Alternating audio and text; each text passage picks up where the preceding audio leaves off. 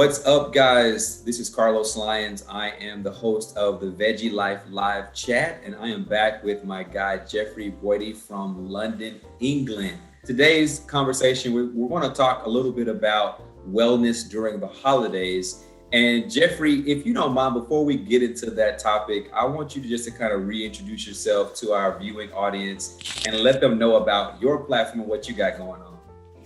Yeah, so at the moment, I'm, blogging from the lens of plant-based nutrition and health and wellness in that regard.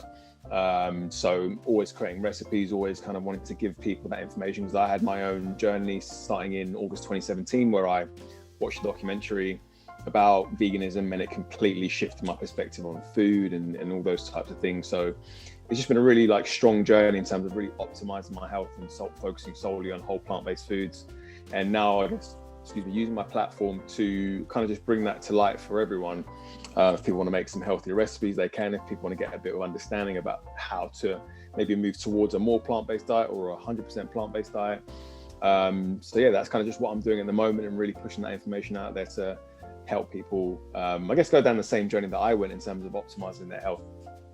Absolutely, man. Absolutely. And the last time that we linked up, I think it was maybe July or August, somewhere in there. I think, yeah. Yeah, and your platform, I've been watching your platform steadily. It's growing, man. So congratulations to you on, just the influence that you have in sharing your message with your viewing audience there in England and abroad.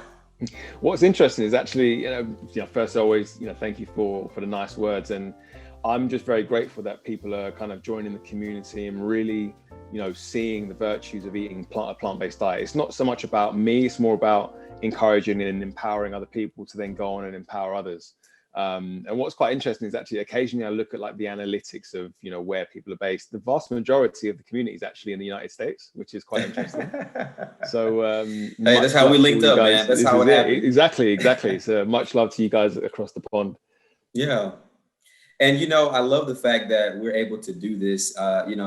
COVID has really exposed us to what we need to do with technology. And so just being able to connect with people in this way, and then just kind of making connections through social media and things like that is really cool. So I'm glad to have a connection across the pond.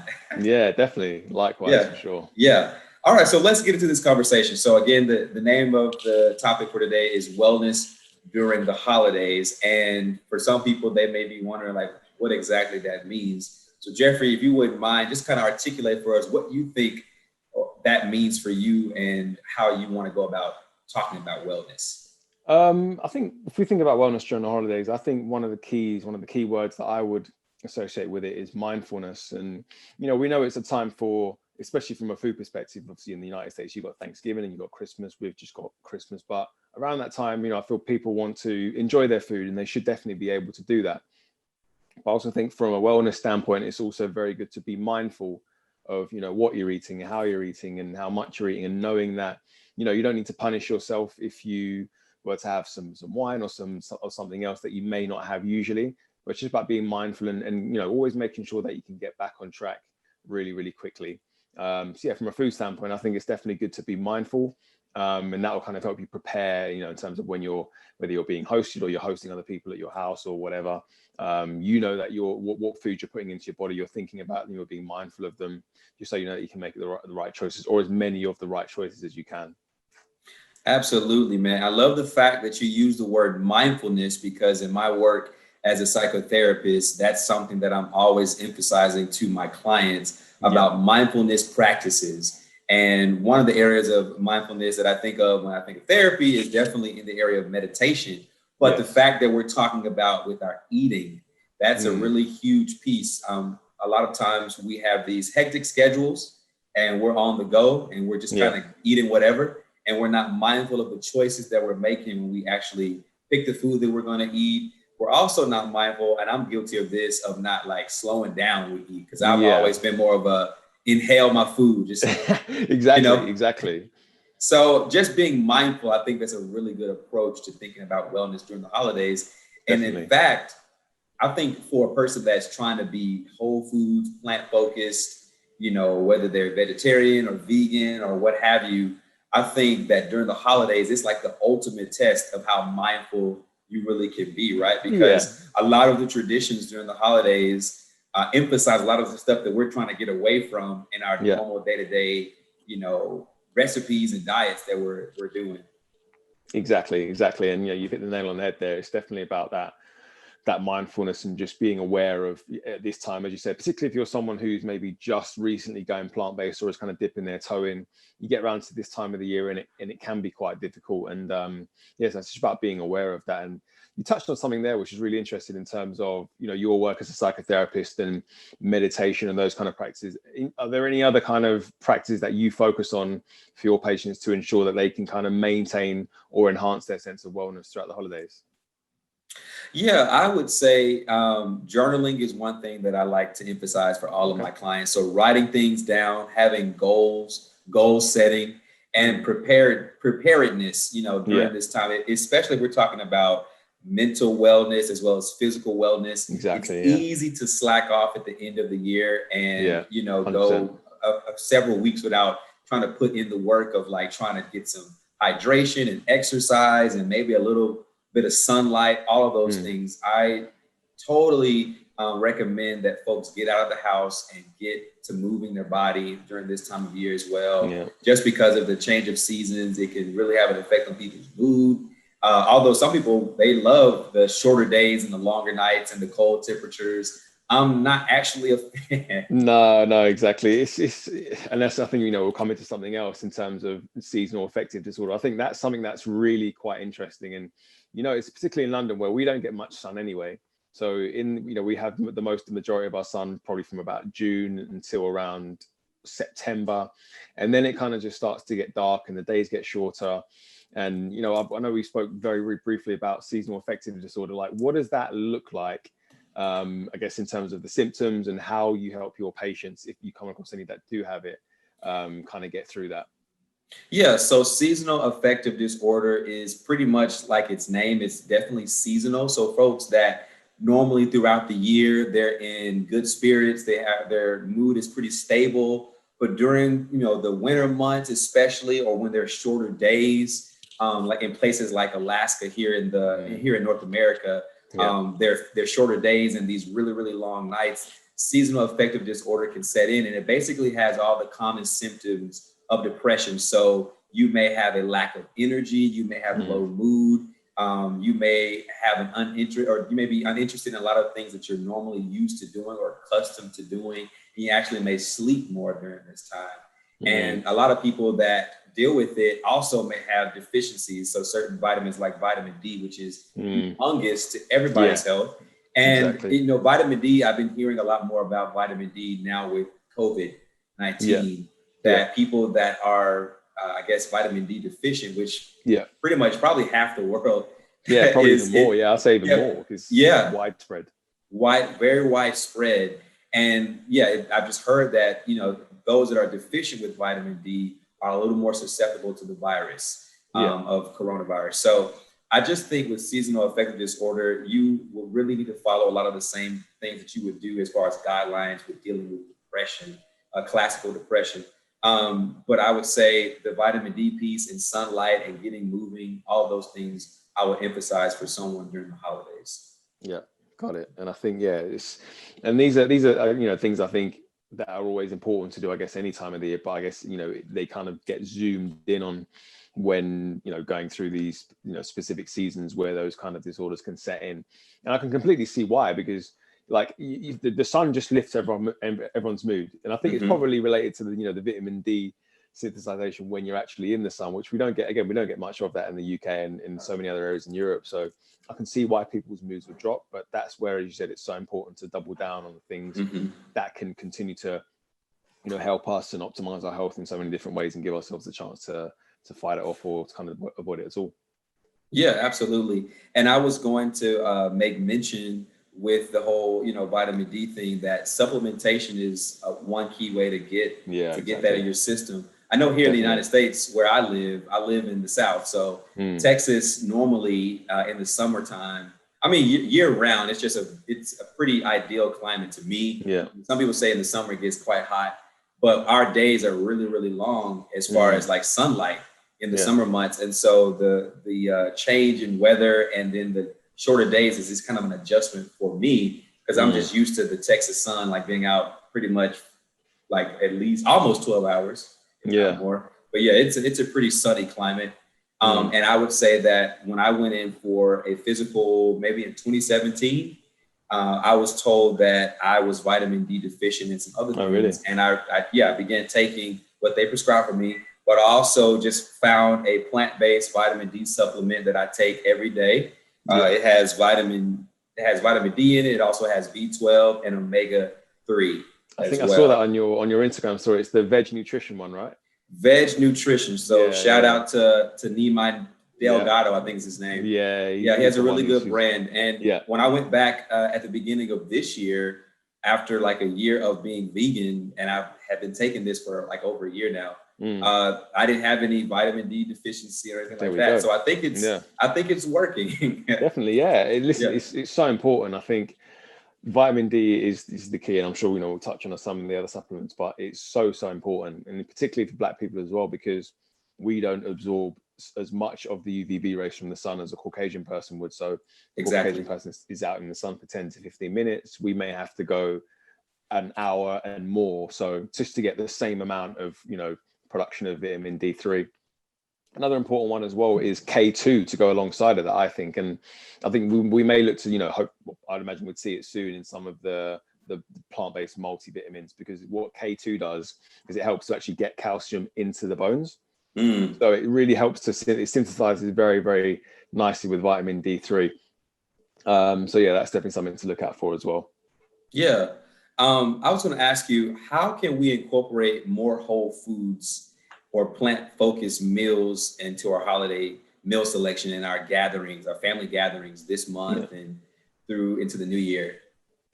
I think one of the keys is when I think of Christmas and Thanksgiving and all those types of things, and we try and mix and match in terms of, okay, we're not going to have more meat, we want to have more plant-based foods. I think vegetables are a really good way to go. Grilled, roasted vegetables, get as many different ones. So you've got carrots, parsnips, Brussels sprouts, dark leafy greens.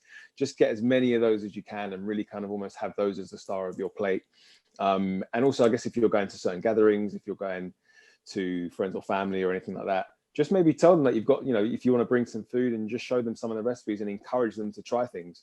I remember last year when I was at my parents', and my fiance and I, we made a nut roast, and they tried it and they absolutely loved it. And majority of my family are all meat eaters, and they loved it. So it's important to just show some food and kind of have be in a good kind of in a good mode about it, essentially. Not kind of being judgmental, but just encouraging more plant-based foods. And once you start to see more people enjoying the food that you bring, it will kind of work the same way as well. Yeah, man. I remember last year was my first full holiday season on this whole, plant-based kick, right? Yeah. And I just made it my business to try to go home for the holidays and have some go-to recipes that I could do. So I made some black bean burgers, Brussels sprouts, and I think I made a peach cobbler last year. Nice. So I wouldn't be sitting around hungry looking at everybody else. But now, even with this, here in America, we had Thanksgiving last week. Yeah. How was that? And it was really good, man. So we had a pretty big spread for me and my family. And I made my Brussels sprouts again, which is one of my signature. Yeah. I think it's a cruciferous vegetable. It is, yeah. Yeah. So it was one of my go-to veggies. Then we also made classic macaroni and cheese. You got to do mac and cheese. Have to, Then we had a sweet potato casserole, and all these things we did dairy free. Yeah. And we also catered some stuff from a lady here in the Dallas area that has a vegan catering service, and then some other foods that we got for the people that like eating meat. But all in all, man, I feel more confident going to the holidays this second year around. Yeah. And I would totally encourage anybody that is trying to make a switch, especially during the holiday season. You got to prepare. So meal prepping and also thinking ahead is really important. And I would say the simplest thing when it comes to this whole food plant-based conversation is think about some of your favorite dishes. Yeah. And then think about ways that you can make it dairy-free and meat-free, right? Exactly. That's definitely the way. And then, as you say, like, you know, once you get those, then you can just hone in on some vegan versions of those and kind of just run with them. Exactly. So, I mean, for us, you know, I thought about my mom makes an amazing banana pudding. And I just kind of did some research, asked a couple of friends, like, what ways could I make a vegan banana pudding and it still taste good? So instead of using, you know, like regular condensed or evaporated milk, we use coconut, you know, sweetened coconut milk. And then there's vegan Cool Whip. And of course, bananas are already a fruit. So there's no exchanging there. You know, get a dairy-free cookie, get dairy-free, what do you call it? The banana pudding, like Jello pudding stuff. But yeah, man. So just things like that. You just have to think ahead and plan ahead. And it does take a little bit of research in the beginning, but in the long run, I mean, and what I think the thing that's most sustainable when it comes to holiday meals, like, let's think, I know here in America, like, you know, greens, you know, collard greens or kale greens, cornbread, macaroni and cheese, dressing is a big one during the holidays. If you like meat, there's always like the ham and turkey is like the main meat dish. And so once you got all these other sides, you just have to think about, okay, what kind of protein substitute can I make? Do I want to do the faux meats, like, you know, Beyond Meat? Do I want to make a lentil loaf? Or... that's one of the ones that's on my list for sure. Because like I said, I made the nut roast last year, but I'm thinking of incorporating lentils just to add that extra bit of protein and that extra bit of flavor as well. Can't go wrong with lentils. Yeah. So I think those are some helpful tools that people can walk away from this conversation, just kind of think through. But you have to, and I also would say when it comes to preparedness and mindfulness, you have to set your kitchen up in a way that you can succeed.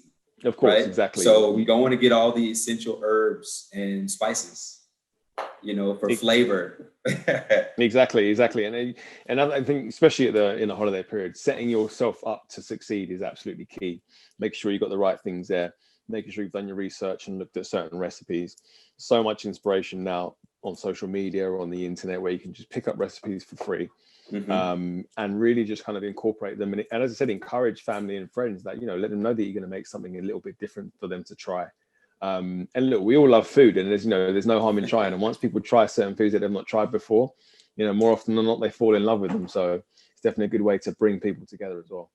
Yeah, man. And I will say this, one of the most satisfying things that I've experienced this year and even last year when I cooked for family was that I brought this stuff to them. I brought these dishes to them. And of course, you know, I've already made this public proclamation that I'm plant-based and all this kind of stuff. And I'm just bringing good food. And I love the fact that like family members that were kind of skeptical at first, like dig my food. Like they're like, oh man, that's really good. So that's always a really rewarding or satisfying experience to kind of bring something. And then to know, I think what I want people to realize is that you can have good food that's plant-based, whole foods, and it still tastes good. And you don't have to give up taste and flavor to be healthy.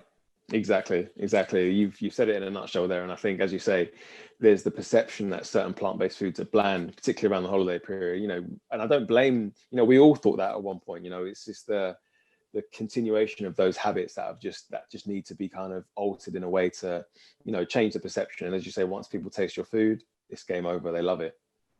Do you have a favorite holiday meal that you like to do?